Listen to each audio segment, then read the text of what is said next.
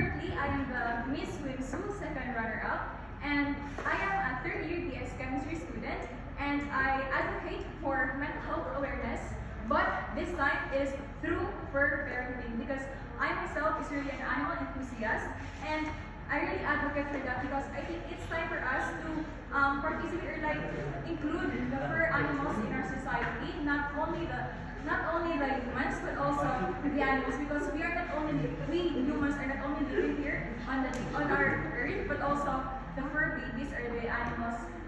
Thank you. You're the reigning Miss Chocon, Yes. right? But you know, for the 2020. did you join Miss Norte? No, I did not. What happened that because she was sent?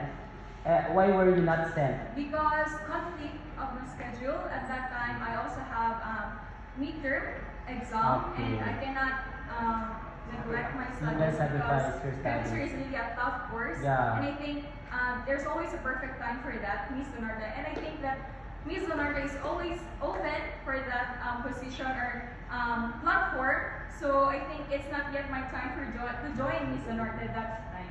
Okay. Sir Bo knows the setup here. In Miss Labasan, we have nightly exposures and then plus a week before the competition proper or the preliminary nights, there will be a week rehearsal.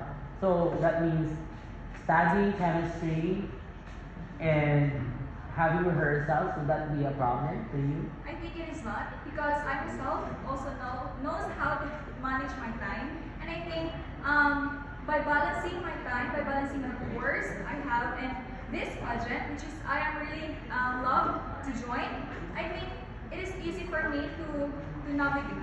It is easy for me to travel back and forth Zamboanga and Labason because it's in my heart. Like Labason is very close to my heart, and I think by balancing it, just like what I said earlier, I think I can manage. So you're studying in Wamsu Yes, or I in am. Ateneo? Wimsu. So when is the second semester in Wamsu? Next month is our second semester. December? Yes. Would that be a midterm Not. time the January? Not. So definitely may April pa ang midterm. Yeah. So dili nimo mag-give up. Okay ra basin ba ugma para sa Chocon nga. Midterm kami mo so ni-give up na lang ka Hindi kay ako parang sa lalaban. ano. So lalaban ka talaga. If ever you will win Miss Labasan or you will be included and you will win, no? Knowing you have here with you your friends, but we do not know because you're all equal footing in Miss Labasan, di ba? So if you will win Miss Labasan, given that you wear the Miss Chocon, if they will contact you once and for all again, that you will represent them. So which will you choose? The same question hypothetical to Miss Rhoda.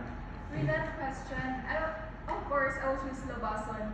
It's a work, nothing serious about that. Mhm. But first come, first serve. So I will choose Labason myself. Okay, what if they will come first to contact you or they will be the first to contact you? So okay, how do I call you? How do I Pearl? Okay, Pearl, this is your talent fee and this is the budget. But you're the Miss Labaso now. So say for example, Miss Chocon has 200,000, Miss Labaso has only 150,000. So would that mean practically you will go for Miss Chocon? I think I will choose Labason still because I already been Chocon last year, and hopefully I will get the crown of Miss Labason, and in that case I will choose Labason to represent in Miss Zonord. Okay, so what I love here, because you have Sir Bon with you, he experienced already how we do pageants here or organize. It's not perfect, you know, it's not perfect, and I think he understands that. So every year we try to improve, we try to change, we try to learn from the previous experiences, from the sponsoring agencies down to the staging. So those the prizes the one that we posted 60,000 is the initial. That means it will not be below. So it will not be lower. So, and after I will finalize all the